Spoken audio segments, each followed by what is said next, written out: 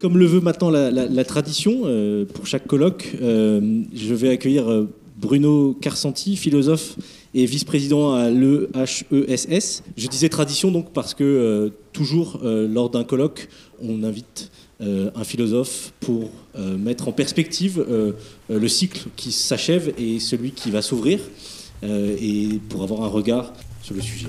Merci beaucoup, merci beaucoup. Merci de m'accueillir. Alors, je vais aller au plus court et commencer par ce qui nous obsède tous. Nous ne savons ni quand ni comment nous allons nous sortir de la situation dans laquelle nous sommes brutalement entrés depuis moins d'un an. En particulier, nous ne savons pas ce qui va en résulter pour les communautés urbaines que nous formons. Mais ce dont nous pouvons être assurés, c'est de l'éloignement, de la dissipation d'une évidence, l'évidence avec laquelle ces communautés urbaines s'éprouvaient, installées dans une sorte d'acquis civilisationnel largement partagé. Jusqu'à une date relativement récente, il nous était difficile d'imaginer que la centralité du phénomène urbain, son caractère axial, puisse être vraiment remis en question. Or, désormais, cette certitude vacille. L'évidence s'est muée avec une certaine rapidité en situation problématique. Le fait est devenu patent avec la crise sanitaire, mais il l'était en vérité depuis une ou deux décennies. Le rôle structurant de la ville dans l'expérience des Européens est en train de bouger. Il est en quête d'une nouvelle définition. De ce point de vue, la crise sanitaire ne fait qu'accélérer une transformation déjà induite par l'autre crise, celle dans laquelle la pandémie vient en quelque sorte s'encastrer, à savoir la crise environnementale et climatique. Ce n'est un secret pour personne que les deux crises sont dans un rapport étroit. Les zoonoses, auxquelles le coronavirus appartient, se multiplient à mesure que s'intensifient des circulations favorisant les transmissions virales entre l'animal et l'homme, et la récurrence de ce phénomène renvoie directement à la dégradation d'écosystèmes, de nombreux écosystèmes à l'échelle planétaire, en même temps qu'à la mondialisation des échanges qui caractérisent notre économie. Les deux crises sont donc emboîtées, indissociables. Cela ne veut pas dire qu'elles soient identiques, mais elles sont suffisamment liées pour qu'on sache bien, plus ou moins consciemment, que c'est de notre condition historique, de la façon la plus générale, qu'il est question dans les deux cas. Une réaction nouvelle est exigée de nous, à laquelle aucune des réponses éprouvées antérieurement ne fournit la clé. Il faut à ce sujet commencer par un bref rappel. Ma question sera donc, où prend place la ville dans la réponse que nous cherchons ? Bref rappel. Le rapport intérieur entre ville et modernité a représenté donc sur la longue durée le cœur de cette évidence civilisationnelle dont je parlais. Son lieu de naissance est européen. Vous citiez une phrase de François Mitterrand qui le disait explicitement, et son extension fut mondiale. Sous l'effet de la colonisation, du développement des échanges, le modèle européen s'est conjugué avec d'autres modes de croissance urbaine de par le monde, mais sans jamais perdre son dessin caractéristique.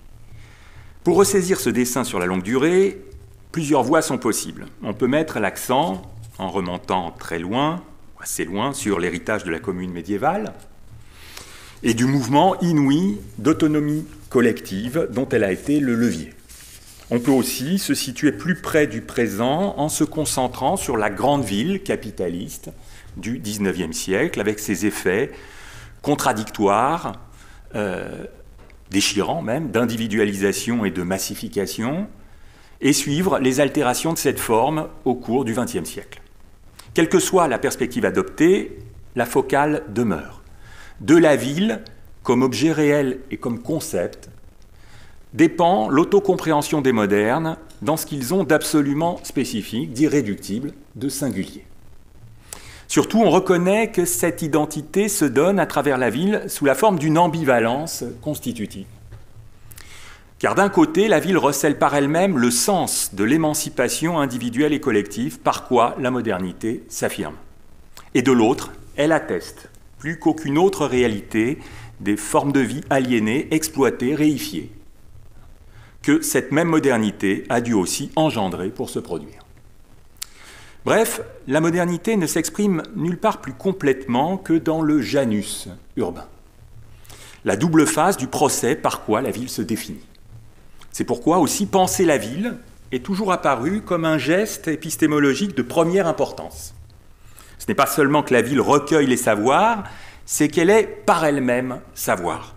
Elle l'est au sens particulier de savoir critique, qui est d'abord critique de soi. De cette pensée de la ville dépend encore, je crois, l'élévation de notre niveau de conscience sociale et politique. Or voilà très exactement ce qui est sur le point de changer, ou ce qui est du moins remis en question. Au regard de la grande ambivalence féconde qui a pour nom la ville, la période récente nous a déplacés. C'est là, en vérité, que réside maintenant donc notre perplexité. Reprenons appui sur l'épreuve de la crise sanitaire. La ville, une fois encore, est sur la sellette. Mais elle l'est à un degré et avec une intensité plus forte qu'auparavant.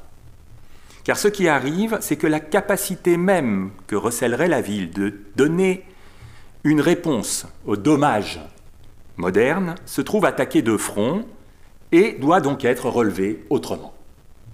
De sorte que ce qui est en train de se déliter, c'est, semble-t-il, la ville comme lieu paradoxal et ambivalent où résiderait aussi bien le problème à affronter que la solution à lui apporter, que les ressources pour le surmonter. C'est la ville comme levier indispensable des transformations que la modernité devait s'imposer à elle-même pour ne pas s'égarer, voire pour ne pas s'effondrer. Ce genre de problématisation de la question urbaine avait connu un âge d'or entre la fin du XIXe siècle et l'entre-deux-guerres, en particulier aux États-Unis. Elle avait culminé dans l'école de Chicago, la naissance de ce qu'on appelait, dès les années 20, l'écologie urbaine, puissant courant théorique qui a essaimé tout au long du XXe siècle. Or, il est significatif que ce n'est pas en reprenant cette référence écologique que l'écologie se rapporte aujourd'hui à la ville.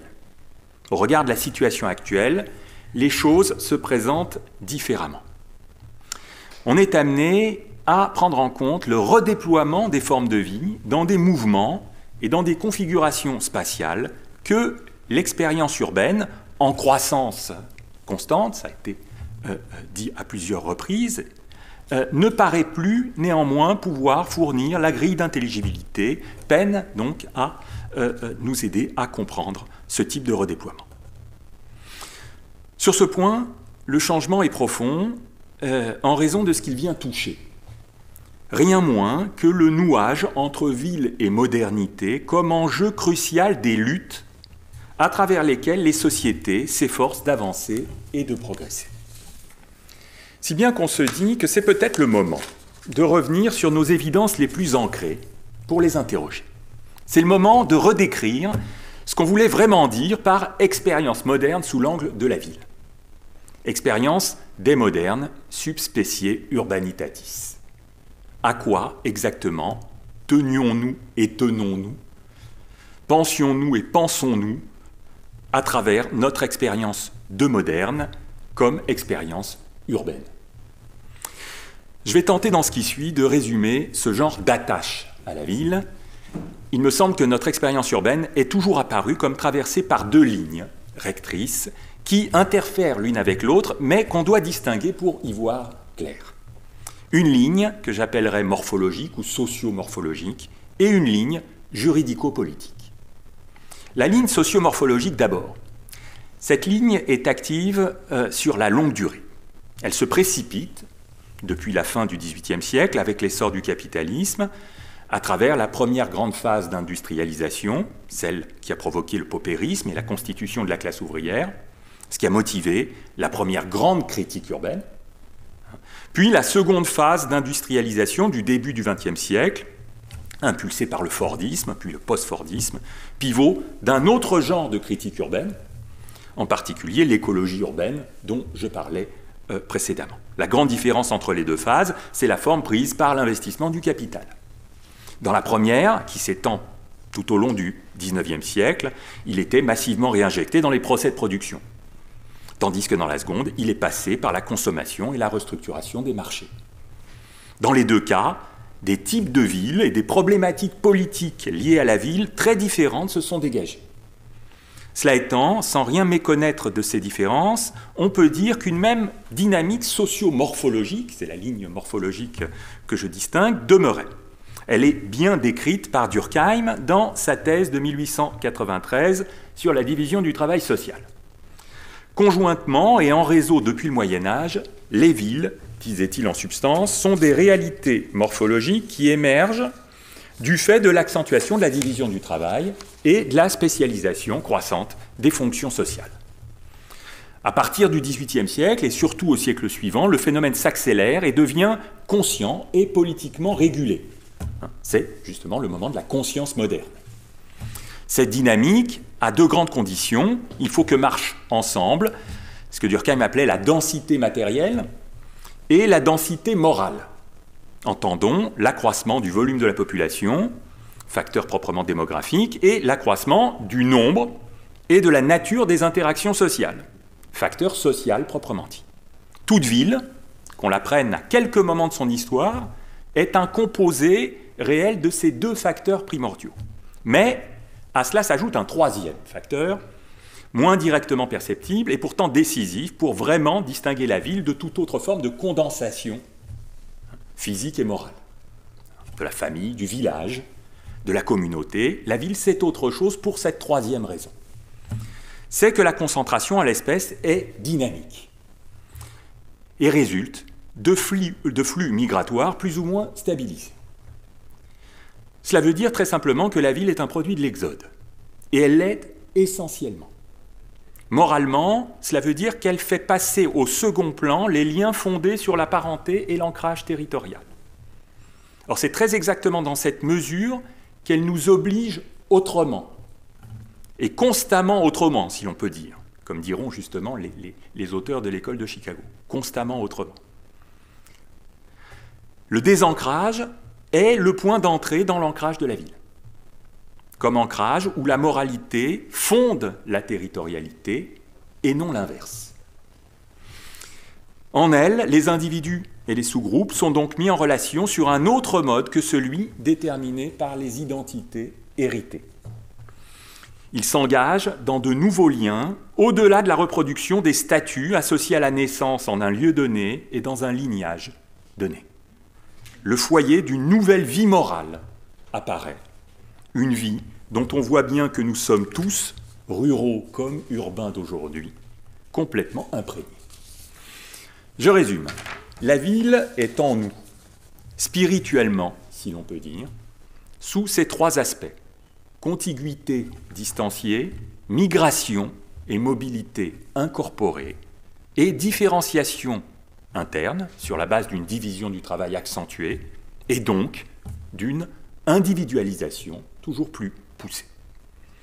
C'est pourquoi la ville n'est pas seulement un phénomène socio-morphologique, mais aussi un phénomène juridico-politique.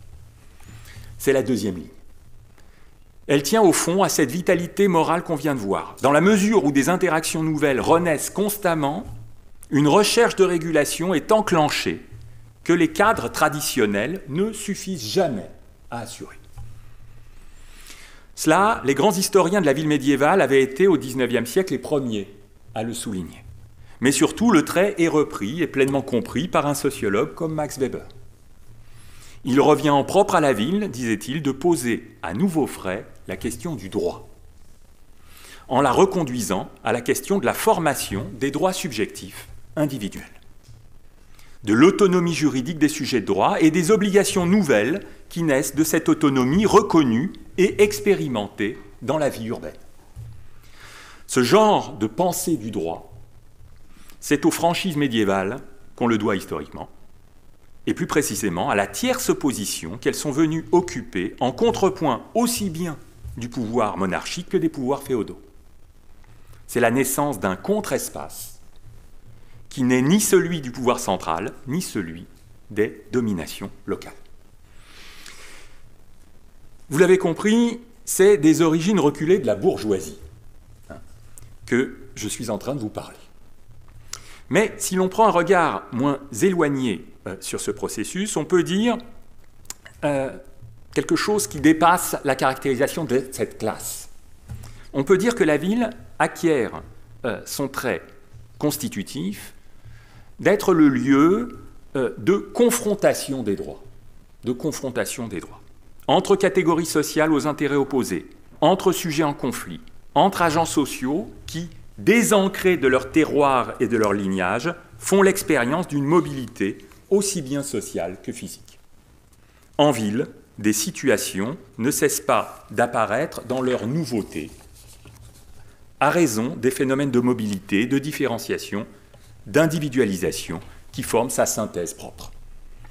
Des injustices se creusent, auxquelles on ne pensait pas, mais aussi des rapports de solidarité naissent, se constituent en réaction à ces injustices. Des modes inédits de cohésion s'inventent, qu'aucun cadre préétabli dans la tradition ne permettait de penser. C'est pourquoi il n'est pas exagéré de dire qu'à travers la ville, la modernité prend conscience d'elle-même dans ses contradictions, tout comme dans la nécessité impérieuse de dépasser ces contradictions. On touche à ce que j'appelais en commençant l'ambivalence féconde, le Janus urbain. Mais ce qu'on voit aussi, c'est la nature foncièrement historique de la ville. Cette historicité, elle tient de sa nature de quête terrestre et séculière, orientée par le droit, à distance de l'inertie relative des communautés territoriales et des groupes de parenté, en rupture avec les normes d'origine religieuse qui les structurent plus essentiellement. L'historicité de la ville est inséparable, à ce niveau, à ce stade, c'est ce qu'on voit, de la sécularisation. Sécularisation dont elle est aussi le vecteur. Sécularisation qui passe d'abord par l'instanciation du droit. Voilà le dernier aspect de la conscience urbaine que je m'efforce de brosser ici. Je le souligne parce qu'il n'est pas indifférent évidemment au thème annuel de vos travaux, des travaux de la Fondation Palladio, dont le compte-rendu nous a été présenté. Défendre la ville aujourd'hui, c'est insister sur le fait qu'il lui revient de reposer sans cesse la question de l'autonomie et de la vitalité du savoir dans sa forme spécifiquement sécularisée et laïque, tout comme il lui revient de vectoriser l'ordre juridique, c'est-à-dire de rechercher de nouvelles normes aptes à répondre aux transformations sociales les plus décisives, celles qui naissent de l'accroissement et de la diversification des interactions. Bref, la ville, spirituellement toujours, est inséparable d'une recherche, d'une inquiétude sur les normes et sur leur justification, à distance de la fondation théologico-politique des formes de pouvoir traditionnelles.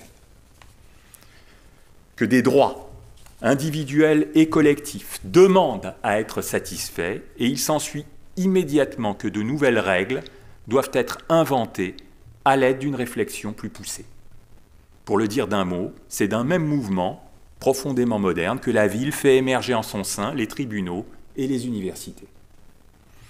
Du morphologique découle le juridico-politique qui, à son tour, enclenche une prééminence épistémique, une valorisation inouïe du savoir laïque, de son élaboration et de sa transmission. C'est ce que je propose de résumer comme sous le syntagme de proposition urbaine d'émancipation. Complètement dépliée, elle est articulée autour de l'individualité, de la mobilité sociale, de la justice séculière et du savoir laïque. Son noyau actif, c'est la corrélation entre droit et savoir.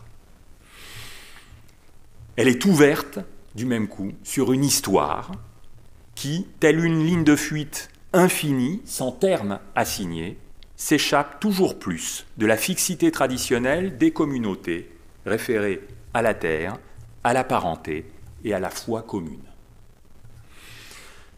Je reviens alors sur notre situation présente. On voit facilement qu'il nous est impossible de nous priver de la force propulsive contenue dans cette proposition urbaine d'émancipation. Mais on voit aussi que les crises que nous traversons environnementale et sanitaire la mettent fortement à l'épreuve. Pourquoi? Tout simplement parce qu'on en est à un moment historique où l'on s'interroge à nouveau sur la possibilité de poursuivre le projet d'émancipation dans la continuité du processus juridico-politique et socio-morphologique d'urbanisation que j'ai décrit. Ce n'est pas seulement que les crises environnementales et sanitaires mettent évidemment à l'épreuve la double densification matérielle et morale dont elles accusent bien plus fortement les aspects potentiellement destructeurs qu'elles n'en soulignent les traits émancipateurs. Mais c'est surtout que la critique contemporaine se conduit d'une toute autre façon que dans les diagnostics de la première et de la seconde industrialisation, qui étaient axés quant à eux sur les désastres et les injustices causés par la prolétarisation et la société de masse. Bref, la critique contemporaine, dans ses ressources propres, tend à se détourner de l'expérience urbaine pour prendre son élan et son impulsion ailleurs. Le peut-elle? C'est toute la question. Et la ville elle-même, est-elle apte, est-elle en mesure d'affronter ce déplacement idéologique, ou pour mieux dire spirituel, de se réformer en conséquence? C'est une autre question tout aussi insistante. Je vais, pour finir, tenter une hypothèse. Désormais, un grand refoulé de la ville ressurgit et attire tous les regards. Je veux parler du désancrage et de la suspension territoriale dont j'ai souligné l'importance structurelle, que ce soit sur la ligne morphologique ou sur la ligne juridique. La ville, c'est la recherche, c'était la recherche, et c'est toujours, je crois, la recherche, d'un tout autre ancrage et d'une toute autre disposition spatiale. Indexée, cette fois, à la différenciation et à l'individualisation, et support de formes inédites de solidarité. Mais précisément, voilà qui est de moins en moins évident pour la conscience commune. Ce à propos de quoi on s'est mis à douter, c'est de la possibilité de faire découler le juridico-politique du socio-morphologique en ligne droite, sans hiatus et sans solution de continuité. Point d'orgue de l'émancipation moderne des individus et des groupes, la ville peut-elle aujourd'hui soutenir le prix de sa rupture avec les communautés d'appartenance, avec les territoires, leur distribution et leurs attachements locaux? On sait bien que non. On sait bien que non. Ce qui paraît remis en question, en un mot, c'est le fait que la ville puisse ou doive se poser rigoureusement comme un contre-espace, un espace inversé de celui creusé par les attachements primaires. Le productivisme, c'est incontestable, a été le grand présupposé tacite de notre modèle de développement. Qu'on lui trouve des justifications socialistes ou des justifications libérales ou des justifications conservatrices, il s'agissait là d'un socle ou d'un donné d'arrière-plan peu interrogé. Dans ce présupposé, il est clair aussi que la ville occupait une place stratégique dans la mesure où c'est à elle que revenait au premier chef de porter la critique interne des dommages causés par ce productivisme. C'est ainsi qu'elle avait fourni, je vous l'ai montré, l'élan à la régénération des droits, tout comme au développement du savoir critique. Mais justement, tout se passe comme si, aujourd'hui, cette critique interne, cette critique immanente, arrivait au pied du mur. Elle s'affronte à une difficulté inédite, c'est que le droit, la justice, et jusqu'aux droits les plus élémentaires comme la sécurité et l'accès aux ressources, passe par la redéfinition des interdépendances et des ancrages territoriaux qui ne peuvent pas se penser exclusivement depuis la ville, en prenant simplement appui sur sa nature de contre-espace émancipateur. La ville est décentrée dans le champ de la pensée critique. Et cela modifie profondément, ou tout au moins modifie profondément, ou modifie profondément le rapport que la pensée contemporaine entretient avec cet objet. Ce n'est pas à la ville que revient la prérogative exclusive d'encoder la critique du productivisme dans ses formes de vie. Ce n'est pas en elle, ou pas exclusivement en elle, que droit et savoir se nouent avec l'évidence d'un héritage incompressible. Ce n'est pas en elle, mais ce n'est pas non plus complètement hors d'elle. c'est dans un cadre plus large, où elle vient elle-même se réinscrire et redéfinir sa place comme une expérience singulière, appelée maintenant à inventer des relations avec d'autres types d'expériences. Celles qui, dans la période actuelle et hors des villes, se sont à leur tour imposées comme les foyers de nouvelles propositions d'émancipation, plus aptes à reprendre les problèmes actuels de la différenciation, de l'individualisation, de la recherche du droit, de l'articulation entre savoir et politique. Quoi qu'il en soit, la proposition urbaine d'émancipation demeure. Elle est un acquis du destin commun des peuples dont ceux-ci ne peuvent se passer sans retomber dans la régression historique. Que cette régression soit toujours menaçante, c'est un fait dont témoignent suffisamment les formes de relocalisation et de clôture populistes et nationalistes que les crises ne cessent de susciter, de faire renaître, et qui mettent le plus souvent les métropoles sur le banc des accusés. Mais cela nous rend d'autant plus conscients du défi qui s'impose quand on entend aujourd'hui à la fois défendre et repenser l'expérience urbaine. C'est que la proposition d'émancipation qu'elle contient est maintenant à la recherche d'un ancrage nouveau, d'un rapport d'intégration au milieu de vie, d'une nouvelle forme de corrélation matérielle et morale entre savoir et droit, qui était le cœur de sa proposition. Une forme de corrélation entre savoir et droit qui ne serait plus commandée par la ligne de partage entre la ville et ce qui n'est pas elle. Dans cette recherche, la théorie sociale ne suffit pas.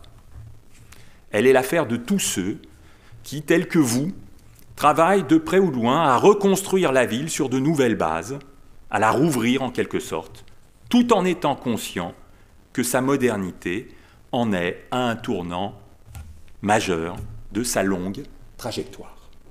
Voilà. Je vous remercie. Merci beaucoup Bruno Carsanti.